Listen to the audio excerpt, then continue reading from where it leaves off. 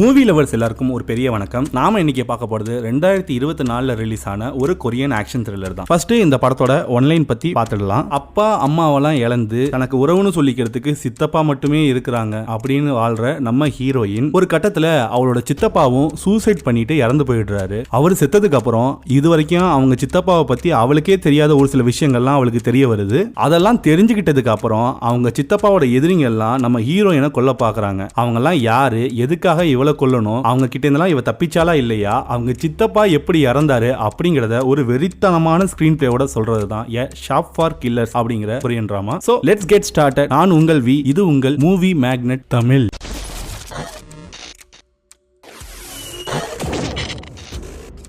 நேரத்தை கடத்தாம படத்துக்குள்ள போயிடலாம். படத்தோட ஸ்டார்டிங்ல ஒரு கிராமத்தை காட்டுறாங்க. அந்த கிராமத்துல மிலிட்டரி ஒரு அனௌன்ஸ்மெண்ட் பண்றாங்க. அதாவது நாங்க இன்னைக்கு சாயங்காலம் 6 மணி வரைக்கும் ராணுவ பயிற்சி பண்ண போறோம். அதனால துப்பாக்கி சூடு சத்தம் உங்கள்கிட்ட கேட்டுட்டே இருக்கும். அதனால பொதுமக்கள் எல்லாரும் இன்னைக்கு ஒரு நாள் சாயங்காலம் 6 மணி வரைக்கும் ஊரை விட்டு வெளியில போயிடுங்க அப்படின்னு சொல்லிட்டு ஒரு அனௌன்ஸ்மெண்ட் கொடுக்குறாங்க. அப்படியே அந்த கிராமத்துல வயக்காட்டுக்கு நடுவுல இருக்கிற ஒரு வீட்டை காட்டுறாங்க. ஒரு தனி வீடு அது. அந்த வீட்டோட காம்பவுண்ட் வால்லாம் இடிஞ்சு விழுந்து அந்த வீடே ஏதோ கலவரம் நடந்த வீடு மாதிரி இருக்கு. அந்த வீட்டை சுத்தி இருக்கிற வயக்காட்டுக்குள்ள இருந்து ஒரு 10-12 பேர் கையில கன்னோட கூலிப்பட மாதிரி அந்த வீட்டை நோக்கி வந்துட்டு இருக்காங்க. அப்படியே அந்த வீட்டோட கொஞ்சம் தூரத்துல ஒரு பிரிட்ஜ் இருக்கு. அந்த பிரிட்ஜில் ஒருத்தன் காருக்குள்ள ஸ்னைப்பர் கன்னை வச்சு அந்த வீட்டில் இருக்கிற யாரையோ எய்ம் பண்ணி சுடுறதுக்கு ரெடியா இருக்கான். அவனும் அந்த கூலிப்பட கேங்ல ஒருத்தன் தான். அவனோட பேரு லீ. எய்ம் பண்ணிட்டு இருக்கிறவன் டக்குன்னு ஷூட் பண்றான். அந்த புல்லட் அந்த வீட்டுக்குள்ள இருக்கிற ஒரு பொண்ணை உரசுற மாதிரி போய் பட் மிஸ் ஆகி அந்த வீட்டில் இருக்கிற ஒரு ஃபேமிலி போட்டோ மேல பட்டு கீழே விழுந்துடுது. அந்த போட்டோ அந்த பொண்ணு தான் நம்ம படத்தோட ஹீரோயின். நம்ம ஹீரோயினோட பேரு ஜியான். பதட்டத்தில் இருக்கிற நம்ம ஜியானுக்கு என்ன பண்றதுன்னே தெரியல. இந்த பிரச்சனை அந்த வீட்டோட மெயின் ஹால்ல நடந்துட்டு இருக்கு. அந்த ஹாலோட லெஃப்ட் சைடு பக்கம் நம்ம ஹீரோயின் ஒளிஞ்சிருக்கா. ரைட் சைடு பக்கம் ஒரு பொண்ணு கையில குண்டடிப்பட்டு வலியில துடிச்சிட்டு இருக்கா. பக்கத்துல ஒருத்தன் மயக்கத்துல படுத்து கிடக்கான். ஆனா அந்த ஸ்னைப்பரோ சுடுறதை நிறுத்தவே இல்லை. அவ லைட்டா நகர்ந்தா கூட சுட்டுக்கிட்டே இருக்கான். அப்போ அவளுக்கு தரையில ஒரு கன்னு கிடைக்குது. அதை எடுக்கலான்னு ட்ரை பண்ணி முன்னாடி போறா. ஆனா அதையும் சுட்டு ஒரு சோஃபா கடியில இந்த கன்னை தள்ளி விட்டுறான். ஒரு கட்டத்துல இவ கண்ணை மூடி கதற ஆரம்பிச்சிடறா. என்ன பண்றதுன்னு தெரியாம அப்போ அவளுக்கு ஒரு விஷயம் ஞாபகம் வருது. அவன் சித்தப்பா சொன்ன ஒரு விஷயம். அவங்க சித்தப்பா தான் நம்ம படத்தோட ஹீரோ. நம்ம ஹீரோவோட பேரு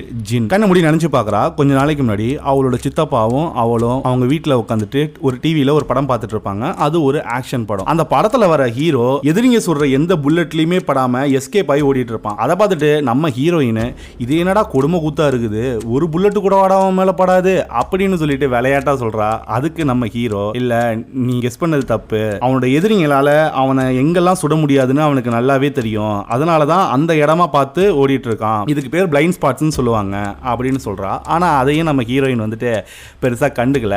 அதுக்கு உடனே நம்ம ஹீரோ இந்த நிமிஷம் உன்னை சுத்தி நடக்கிற எல்லா விஷயத்தையும் நீ கவனிச்சிட்டு இருக்கியா, இப்போ உன்னை யாராவது அட்டாக் பண்ண வந்தாங்கன்னா நீ அதை கவனிச்சிடுவியா அப்படின்னு கேட்கறான். நான் கவனிச்சிடுவேன் அப்படின்னு சொல்லிட்டு அவ ரொம்ப நக்கலா சொல்றா.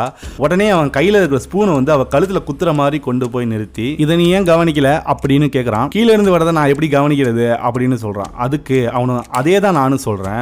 ஒரு மனுஷனால ஒரு குறிப்பிட்ட அளவுக்கு மேல ஒரு நேரத்துல எல்லாத்தையும் கவனிச்சிட்டு இருக்க முடியாது. இது எல்லாருக்கும் பொருந்தும். அதேதான் இதே மாதிரி ஒரு சிச்சுவேஷன்ல நீ மாட்டிக்கிட்டனாலோ உன்னோட எதிரியால எந்த இடத்தெல்லாம் கவனிக்க முடியாதுங்கிறத நீ கணிச்சிட்டனா இந்த மாதிரி சிச்சுவேஷன்ல நீயும் தப்பிக்க முடியும் அப்படிங்கிறா. அந்த இடத்துல அவளுக்கு அவன் சித்தப்பா சொன்னது ஞாபகம் வருது. டக்குன்னு பக்கத்துல ஒரு பைப் எடுக்கிறா. பைப் எடுத்து அதுல உடஞ்சி கீழே கிடக்கிற கிளாஸ் கண்ணாடி எல்லாம் அதுல ஒரு செலோட்டேப் போட்டு சுத்துறா. சுத்தி ஒரு கிளாஸா அந்த ஸ்னைப்பர் கிட்ட காட்டுறான். அந்த தடவை கிளாஸை காட்டினாலும் அதை சுட்டுட்டே இருக்கான். ஆனா ஒரு குறிப்பிட்ட இடத்துல காட்டும் போது அவனால சுட முடியல. அப்போ நம்ம ஹீரோயின் கெஸ் பண்ணிட்டா இதுதான் நம்ம தப்பிக்கிறதுக்கான ஸ்பாட்னு சொல்லிட்டு பக்கத்துல ஒரு இரும்பு பாக்ஸ் மாதிரி இருக்கு. அந்த பாக்ஸ் மேல ஏறி அங்க இருந்து ஜம்ப் பண்ணலாம்னு சொல்லிட்டு ரெடியா இருக்கா. ஆனா அத நம்ம லீ நம்ம ஸ்னைப்பர் கெஸ் பண்ணிடுறான். அவ ஜம்ப் பண்ண தான் போறான்னு சொல்லிட்டு ஃபர்ஸ்ட் அவனுக்கு அந்த வியூ கிடைக்கல. சோ இப்போ கொஞ்சம் காரை லைட்டா முன்னாடி தள்ள சொல்றான். முன்னாடி தள்ளனோன்னு அவனுக்கு அந்த வியூ கரெக்டா இருக்கு. இப்போ நம்ம ஹீரோயின் ஜம்ப் பண்ணாலும் அவனால கரெக்டா சுட முடியும். ஆனா இது தெரியாம நம்ம ஹீரோயின் கரெக்டா ஜம்ப் பண்ணிடுறா. ஆனா அவன் சுடுற புல்லட் ஜஸ்ட் மிஸ் ஆயிடுது. நம்ம ஹீரோயினும் ரைட் சைடு ஜம்ப் பண்ணிடுறான். கீழே குதிச்சவ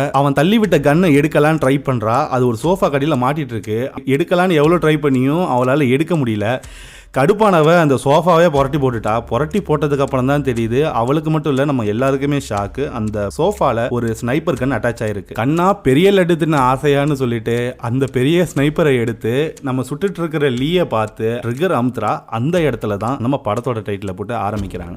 கட் பண்ணா கொஞ்ச நாளைக்கு முன்னாடி வெளியூர்ல படிச்சிட்டு இருக்கிற ஹீரோயின் போலீஸ் ஸ்டேஷன்ல உட்காந்துருக்கா. யாரையோ அடிச்சிட்டான் அப்படின்னு சொல்லிட்டு ஒரு கேஸ்ல போலீஸ் விசாரிச்சு பார்த்ததுக்கு அப்புறம் தான் தெரியுது இவன் மேல எந்த தப்பும் இல்ல, அவன் மேலதான் தப்புன்னு. இருந்தாலும் நான் அவங்க பேரண்ட்ஸ் கிட்ட கிட்ட வார்ன் பண்ணிட்டு தான் உன்னை விட முடியும். சோ உன்னோட பேரண்ட்ஸை வர சொல்லு அப்படின்னு சொல்லி அந்த போலீஸ்காரங்க சொல்றாங்க. ஜியானோ நம்ம சித்தப்பாக்கு கால் பண்றா. ஆனா காலை எடுத்தது ஒரு போலீஸ்காரர். எடுத்து நீ ஜியான் தானே, நாங்களே உனக்கு கால் பண்ணதான் நினைச்சிட்டு இருந்தோம், உங்க சித்தப்பா சூசைட் பண்ணிட்டு இறந்து போயிட்டாரு, சோ நீ இப்போ ஊருக்கு வரணும், வந்து உங்க சித்தப்பா பாடியை கன்ஃபார்ம் பண்ணிட்டு கலெக்ட் பண்ணிக்கோ அப்படின்னு சொல்றாரு. அதை கேட்டோன்னே அவளுக்கு சரியான ஷாக். கண்ணை மூடுறா. அப்படியே அவங்க சித்தப்பா கூட அவ கடைசியா இருந்ததை நினைச்சு பாக்குறா. அவங்க சித்தப்பா கடைசியா வந்துட்டு இவளுக்கு காலேஜ் எல்லாம் செட் ஆனோன்னு இவளுக்கு ரூம் எல்லாம் செட் பண்ணி கொடுத்துட்டு அவங்க ரூம் எல்லாம் கொஞ்சம் ரெடி பண்ணி கொடுப்பாரு. Bullet proof windows, bullet proof கபோர்டுன்னு சொல்லிட்டு எல்லாமே புல்லட் ப்ரூஃப்லயே வாங்கி கொடுத்துட்டு இருப்பாரு. நம்ம ஹீரோயின் அதை வந்து பார்த்துட்டு என்னடா இது பழங்காலத்து இரும்பு கடையில இருந்து எடுத்துட்டு வந்த மாதிரி இருக்குதுன்னு அவங்க சித்தப்பாட்ட கேட்பாங்க. உனக்கு பொண்ணுங்களோட டேஸ்டே தெரியல, நாங்கெல்லாம் எவ்வளவு கலர்ஃபுல்லா வச்சுக்கணும்னு நினைப்போம், இது என்னது அப்படின்னு சொல்லிட்டு அவங்க சித்தப்பாட்ட விளையாடுத்தனமா கேட்கறா. அவரும் என்ன இதை பார்த்தா உனக்கு என்ன ரொம்ப இலக்காரமா இருக்கா, இது எவ்வளவு காஸ்ட்லி தெரியுமா,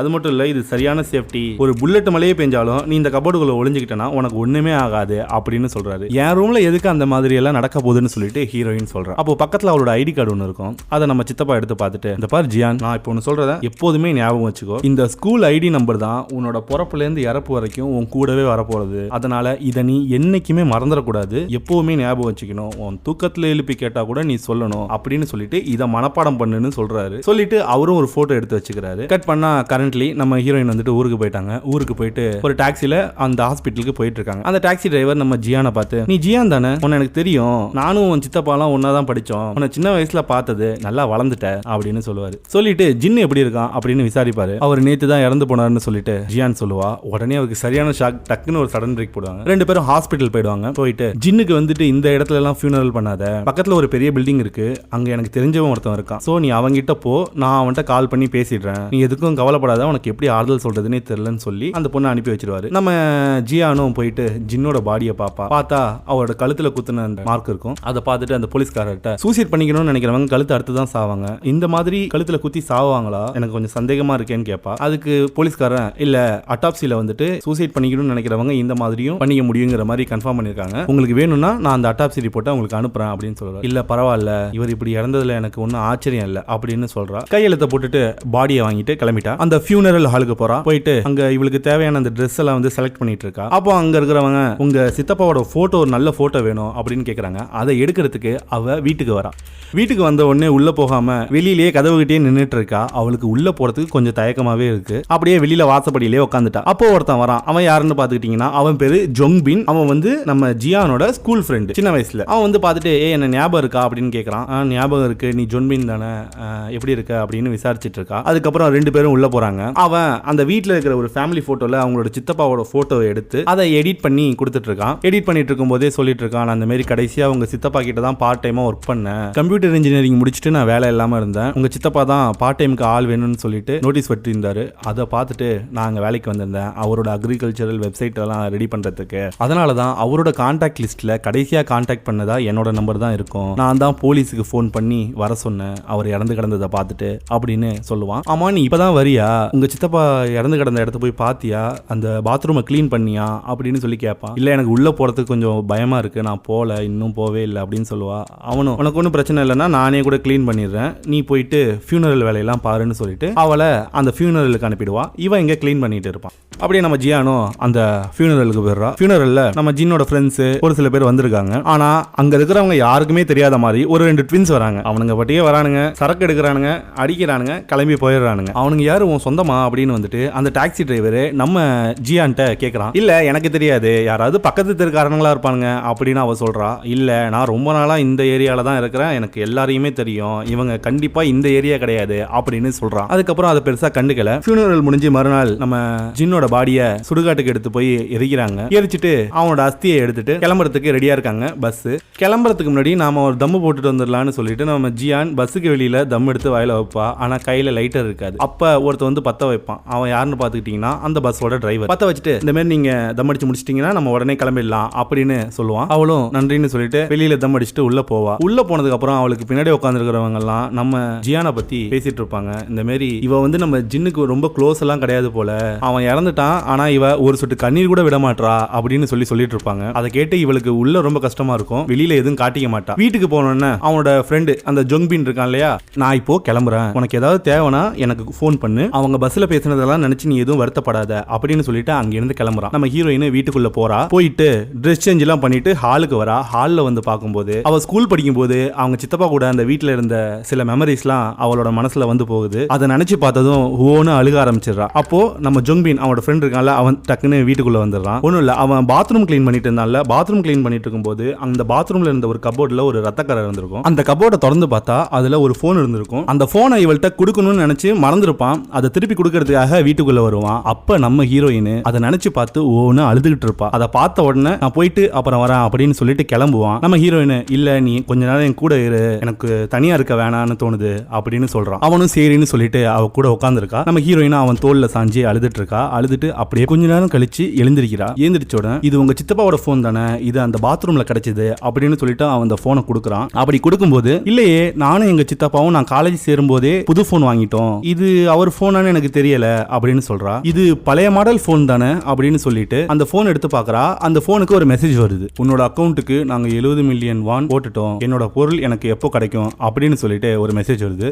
அப்படியே அவனோட பேங்க் பேலன்ஸும் மெசேஜா வருது. அதுல பாத்துக்கிட்டா அதுல இருக்கிற ஜீரோவை அவளால எண்ணவே முடியல. அவன்கிட்ட கொடுத்து இதுல எத்தனை ஜீரோ இருக்குன்னு பார்த்து சொல்றான்னு சொல்றா. அதுல பார்த்தா 18 பில்லியன் வான் இருக்கும். அதை பார்த்துட்டு இவளுக்கு வெறுத்து விறுவிறுத்துரும். அவங்கிட்ட ஏண்டா பைப்பு வித்து 18 பில்லியன் சம்பாதிக்க முடியுமா அப்படின்னு சொல்லிட்டு கேட்பா. இல்ல கண்டிப்பா முடியாது, எனக்கும் ஒண்ணுமே புரியல அப்படிங்கிறா. நீ எங்க சித்தப்பாவோட அக்ரிகல்ச்சர் வெப்சைட்ல ஏதோ ஒர்க் பண்ணன்னு சொன்னில்ல, அதை காட்டு அப்படின்னு சொல்றா. அவனும் அதை போய் ஓபன் பண்ணி பாக்குறான். ஓபன் பண்ணும்போது பார்த்தா எல்லாம் நார்மலா தான் இருக்கு. அவன் ஒரு கம்ப்யூட்டர் இன்ஜினியரிங் பிளஸ் இந்த ஹேக்கிங்லாம் அவனுக்கு தெரியுங்கிறதுனால அவன் ஒரு சில கோடிங் எல்லாம் செக் பண்ணி பார்க்கறான். செக் பண்ணி பார்த்ததுக்கு அப்புறம் தான் தெரியுது இந்த வெப்சைட் வந்துட்டு ஒரு கண் துடைப்புக்கு தான். அந்த வெப்சைட் குள்ள இன்னொரு வெப்சைட் இருக்குன்னு சொல்லிட்டு அந்த வெப்சைட் குள்ள போறான். அந்த வெப்சைட் குள்ள போன உடனே அதுல மொர்த்தே ஹெல்ப்னு எழுதிருக்கு. இந்த வார்த்தையை நான் எங்கேயோ பார்த்திருக்கனே அப்படின்னு சொல்லிட்டு அவ யோசிச்சு பார்க்கறா. அப்புறம் தான் தெரியுது அவரோட சித்தப்பாவோட அந்த ஹாஸ்பிட்டல்ல பாடி செக் பண்ணா இல்லையா, அப்போ அவரோட கையில அந்த மர்த்தே ஹெல்ப்ங்கிறது எழுதிருக்கும். அதை அவ ஞாபகம் வச்சிருப்பா. இதை பார்த்த உடனே இதை நான் பார்த்திருக்கேன், இது எங்க சித்தப்பாவோட கையில பச்சை குத்தி இருந்துச்சு அப்படின்னு சொல்றா. அந்த வெப்சைட் குள்ள போ என்ன இருக்குதுன்னு பாரு அப்படின்னு சொல்றா. உள்ள போய் பார்த்ததுக்கு அப்புறம் அதுல ஒரே வெப்பன்ஸாவே இருக்குது. அந்த வெப்பன்ஸுக்கு கீழே நிறைய பிரைஸ் போட்டிருக்கு. அவளுக்கு ஸ்டார்டிங்ல தெரியல. அப்புறம் தான் அவன் சொல்றான் இது வந்துட்டு ஒரு இல்லீகல் வெப்சைட், வெப்பன்ஸ் விற்கிறதுக்காக இருக்கு அப்படின்னு சொல்றா. வெப்பன்ஸுக்கும் எங்க சித்தப்பாவுக்கு என்னடா சம்பந்தம் அப்படின்னு சொல்லிட்டு இவ ஃபர்ஸ்ட் ஷாக்கிங்கா தான் பாக்குறா. அவங்க பேசிட்டு இருக்கும் போதே அந்த வெப்சைட்லயே ஒரு மெசேஜ் வருது. அதே மெசேஜ் போனுக்கு வந்து அதே மெசேஜ் வருது. 70 மில்லியன் வான் நாங்க போட்டுட்டோம், எங்க பொருள் எப்ப கிடைக்கும் நீங்க இன்னும் சொல்லவே இல்ல அப்படின்னு சொல்லிட்டு அந்த வெப்சைட்டுக்கே ஒரு மெசேஜ் வருது. அதுக்கு அவ ரிப்ளை பண்றா, ஷாப் இஸ் க்ளோஸ்ட், உங்க அக்கவுண்ட் நம்பர் என்னன்னு சொல்லுங்க, உங்களோட பணத்தை திரும்ப அனுப்பிடுறேன் அப்படின்னு அவ சொல்றா. அதுக்கு அவன் ஜின்மன் இறந்துட்டானா அப்படின்னு சொல்லிட்டு கேக்குறான். அப்படின்னா இன்னைக்கு நீயும் சாக போற ஜியான் அப்படின்னு அவ பேரை சொல்றான். சொன்ன உடனே பயத்துல அந்த லேப்டாப்பை க்ளோஸ் பண்றாங்க. பண்ணிட்டு நீ எதுவும் பயப்படாத, இவன் ஏதோ பைத்தியக்காரனா இருக்கான், அப்படிலாம் ஒண்ணு நடக்காது அப்படின்னு ஜொங்பின் சொல்றான் இவகிட்ட. டக்குன்னு பார்த்தா வெளியில காலிங் பெல் அடிக்குது. யாருன்னு போய் பார்த்தா அங்க ஒரு லேடி அவளோட பேக்ல கன்னோட வெளியில வந்து காலிங் பெல் அடிச்சிட்டு இருக்கா. வெளியில இருந்து ஒரு ஸ்பீக்கர் வழியா உள்ள போன்ல பேசுவாங்கல்ல, அந்த போன்ல பேசிட்டு இருக்கா. நான் உங்க சித்தப்பாவோட சைனீஸ் டீச்சரு, உங்க சித்தப்பாவை பார்க்க வந்திருக்கேன் அப்படின்னு சொல்லுவா. எங்க சித்தப்பா இப்ப வீட்டுல இல்ல, நீங்க இப்ப போயிட்டு வெளியில வாங்க அப்படின்னு சொல்லுவான். நம்ம ஹீரோயின் எவ்வளவு சொல்லியும் அந்த பொண்ணு அங்க இருந்து கிளம்பவே மாட்டா. அப்போ தூரத்துல இருந்து ஒரு ட்ரோன் அந்த வீட்டை நோக்கி வந்துகிட்டே இருக்கும். ஒரு 3 ட்ரோன்ஸ் அப்படியே கட் பண்ணா நம்ம ஜின்னு ஜியானோட அப்பா அம்மா அப்புறம் அவளோட பாட்டி எல்லாரும் இருக்கிற அந்த டைமை காட்டுறாங்க. நம்ம ஜியான் அதுல ரொம்ப கியூட்டா அவங்க சித்தப்பா அன்னைக்கு தான் ஊர்ல இருந்து வந்திருக்கிறாரு ரொம்ப வருஷத்துக்கு அப்புறம். அவங்க வீட்டுல டின்னர் சாப்பிட்டுட்டு இருக்காங்க. மீட்டை சுட வச்சிட்டு இருக்கும்போது நம்ம ஜியானை சாப்பிட விடாம நம்ம ஜின்னு வந்து அவகிட்ட விளையாடிக்கிட்டு அதுல இருக்கிற எல்லா மீட்டையும் சாப்பிட்டுடுறா. நம்ம ஜியானோ மூஞ்சி தொங்க போட்டுடுறா. அப்ப நம்ம ஜியானோட அப்பா பக்கத்துல உட்காந்துக்கிட்டு இவனை போட்டு வறுத்து எடுத்துட்டு இருக்கான். ஏன்டா எத்தனை வருஷத்துக்கு முன்னாடி போன, இவ்வளவு நாள் எங்க இருந்தேன்னா அதுவும் சொல்ல மாட்டேங்கிற, எங்க ஞாபகம் எல்லாம் இருக்குதா இல்லையா, நீ எல்லாம் செத்தே போயிட்டேன்னு நினைச்சோண்டா அப்படின்னு சொல்லிட்டு இருக்கான். அதுக்கு ஜியானோட அம்மா வந்துட்டு அவன் முதுகுலயே ஒரு அடியை போட்டுட்டு ரொம்ப நாளைக்கு அப்புறம் வந்திருக்காரு, அவரை போட்டு எதுக்கு நோண்டிட்டு இருக்கீங்க, சும்மா இருங்கன்னு சொல்லிட்டு அந்த அடுப்புல இன்னும் கொஞ்சம் மீட்டை வைக்கிறாங்க. ஆனா இந்த தடவை நம்ம ஜின்ன சாப்பிட விடாம நம்ம ஜியான் இருக்கிறது எல்லாத்தையும் எடுத்து சாப்பிடுறா. அதை பார்த்த உடனே நம்ம ஜின் வந்துட்டு நம்ம ஜியான் கிட்ட ஏய் நான் யாருன்னு தெரியுமா, என் பேரு தெரியுமான்னு கேக்குறா. தெரியாது, என் பேரு ஜின், அதை எப்போதும் ஞாபகம் வச்சுக்கோ, உனக்கு ஏதாவது பிரச்சனைனா என் பேரை 3 தடவை சொல்லி கத்து, நான் உடனே வந்துடுவேன் அப்படின்னு சொல்லிட்டு சொல்றான். அந்த இடத்துலயே இந்த எபிசோட் முடியுது. அடுத்தடுத்த எபிசோட பேக் டு பேக் ரிலீஸ் பண்ணிடுவோம். என்னோட நரேஷன்ல உங்களுக்கு ஏதாவது நிறைகுறைகள் இருந்துச்சுன்னா அதை மறக்காம கீழே கமெண்ட் பண்ணிடுங்க. அப்படியே என்னோட கவனத்துக்கு எட்டாத ஒரு சில சீரிஸை நீங்களாம் பார்த்திருக்க முடியும். அப்படி பார்த்திருந்தீங்கன்னா அந்த சீரிஸ்லாம் என்ன அப்படிங்கறத கீழே கமெண்ட் பண்ணிடுங்க. ஓகே, பாய், தேங்க்யூ.